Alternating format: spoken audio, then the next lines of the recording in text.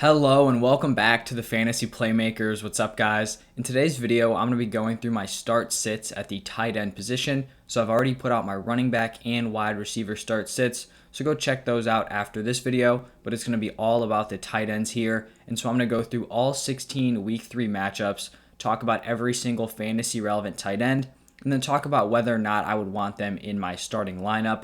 While you guys are watching this, if you're enjoying the content, all I ask is that you guys leave a like, subscribe to the channel, and comment your thoughts down below. It could be about this video, it could be other start sits, trade advice, waiver wire pickups, any of that stuff. Drop a comment down below and I'll make sure to respond to every single comment.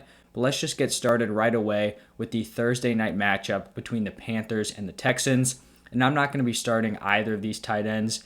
Dan Arnold and Pharaoh Brown are going to be on the bench. You know, some of these teams just aren't going to have tight ends who are super involved, and the Panthers and Texans are just some of those teams. The next matchup between the Colts and the Titans on Sunday is also just going to be 2 sits. Jack Doyle, is a guy who could be on the fringe, maybe in much larger leagues, but in your standard like 10 or 12 team leagues, I wouldn't feel great about him at the tight end position. And then same thing with Anthony Firkser. He just hasn't had the involvement we've really been looking for. Then we're on to the Falcons traveling to New York to play the Giants. Kyle Pitts is going to be in your lineup. This Falcons offense hasn't really been firing on all cylinders, but Pitts has still been very involved. He's been the number 2 target, and that's really all you can ask for, especially early in his rookie season. He should continue to get more involved and pick up his production as the season carries on.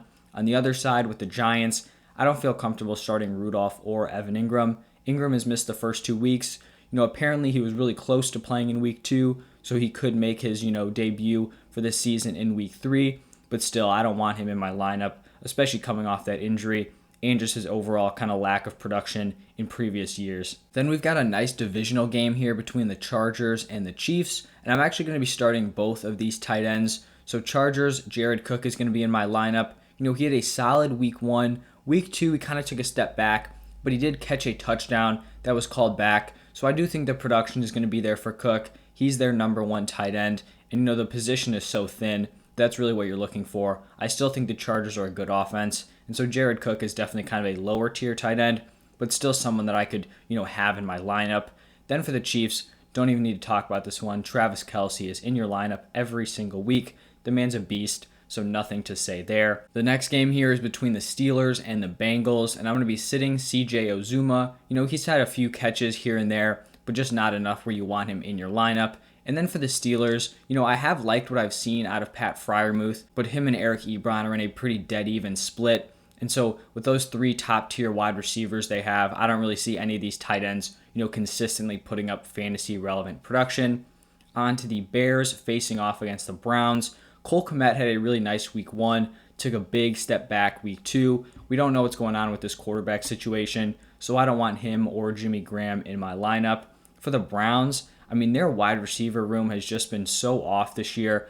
Odell Beckham missed the first 2 weeks. Jarvis Landry leaves early week 2. Now he's been put on the IR. Is Odell Beckham going to be ready to play week 3? But even with all those wide receivers out, none of these tight ends have really been able to separate themselves as like the clear number 1. They're all involved, and that just makes me not interested in them. So Austin Hooper, Harrison Bryant, and David Njoku all going to be on my bench. The next game here is going to be a great tight end matchup between the Ravens and the Lions. Mark Andrews and TJ Hawkinson locked into your lineups. TJ Hawkinson has really lit it up the first 2 weeks of the season. He's really making his case that he should be pushed up into that top tier group of tight ends with Kelce, Waller, and Kittle. He's outperformed Kittle so far easily, and so he's got to be in your lineup for the rest of the season. Mark Andrews, not a crazy hot start, but still someone that if you drafted him, he should be your starter. Then we have the Saints taking on the Patriots, and I don't want anything to do with any of these tight ends. Week 1, we saw Juwan Johnson break out, have 2 touchdown receptions, but Adam Troutman was on the field more. They're basically just kind of in a committee here, and I just don't trust anything that's going on in this Saints offense. And then for the Patriots, they bring in these 2 kind of big money tight ends, Jonnu Smith, Hunter Henry. If I had to pick one, I would go with Jonnu Smith over Hunter Henry. But still, there's just really no one in this Patriots offense who is super involved in the receiving game. honestly, besides James White, which just makes it pretty difficult to start them on a week-to-week basis. Not to mention that there's just not a lot of touchdown upside in this offense. They run in a lot of touchdowns. They really just let Mac Jones play pretty conservatively, which is just not great for fantasy football. We've got another matchup here with no starts between the Cardinals and the Jaguars. Max Williams had a great week 2. But then you look back at week 1, he didn't even register a reception. So, that one solid week 2 performance isn't enough for me to want to put him in my lineup when he really wasn't even on anyone's radar prior to that. And then James O'Shaughnessy is going to be a sit. I think I've mentioned this in the running back and wide receiver videos. I want nothing to do with this Jaguars offense until they can prove that they're at least semi-competent on the offensive side of the ball. I'm just going to be so out on all of these guys. And he wasn't really someone that I was super hyped on going into the season anyway, so he's going to be on the bench. Then we have the Washington football team traveling to Buffalo to take on the Bills. I'm going to be starting Logan Thomas. His snap share has been great throughout the first 2 weeks of the season. He honestly looks like the number 2 target in that offense, which is exactly what you want to see out of the tight end position. So he's definitely looking like one of the top late round tight end selections. For the Bills, Dawson Knox has put together 2, respectable back-to-back performances, but he's just not going to be getting the volume that I really want from a tight end. Plus, you just have so many other weapons there. You have a committee in that backfield: Stephon Diggs, Cole Beasley, Gabriel Davis, Emmanuel Sanders. Just way too many guys involved for me to be trusting Dawson Knox. Then we have the Jets facing off against the Broncos. I want nothing to do with this Jets tight end group. Tyler Kroft on the bench.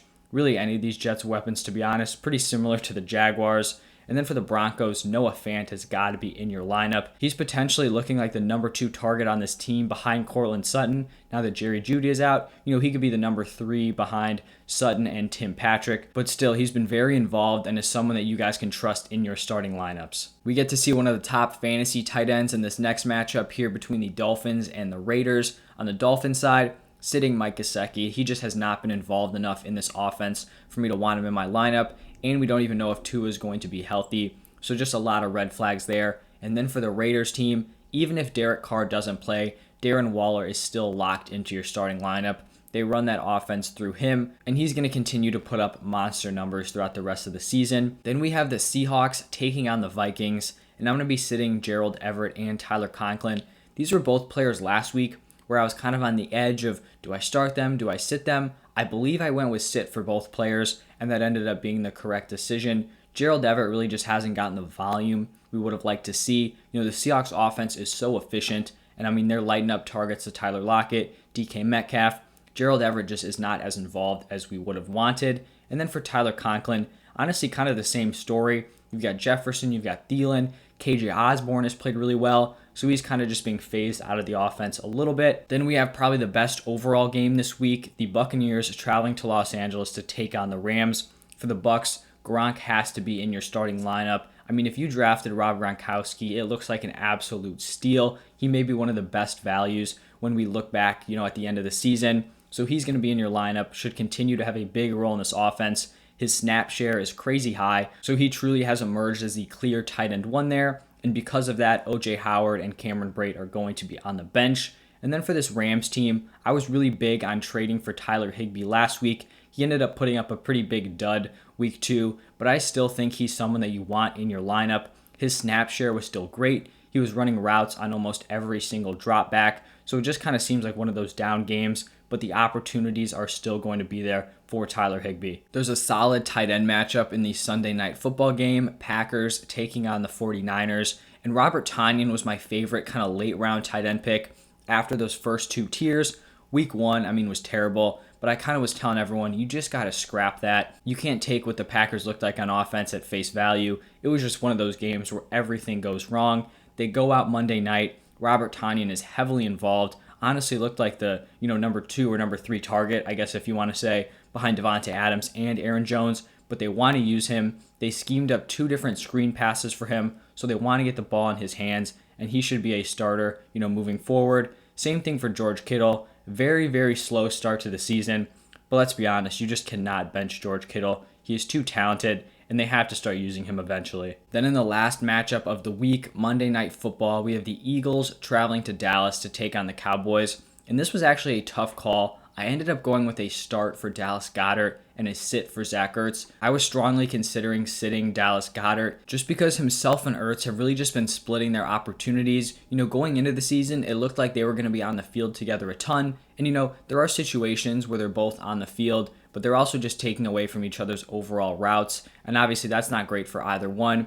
I do think Dallas Goedert is still the tight end 1 on this team. Ertz is the number 2, so he's going to be in my lineup. But if he has another week without a lot of volume, then he may have to move to a sit. For this Cowboys team, this is a full-on tight end committee between Blake Jarwin and Dalton Schultz, and I don't want anything to do with it. All right, so those are the 16 Week 3 matchups, start sits for the tight end position. If you guys enjoyed the content, please just hit that like button and subscribe to the channel. Let me know your thoughts down below in the comment section. If you guys want to see videos similar to this, I have my quarterback start sit also coming out today. The running backs and wide receivers were posted yesterday, so go check those out. But that's all I have for you guys. Thank you for stopping by, and I'll see you next time.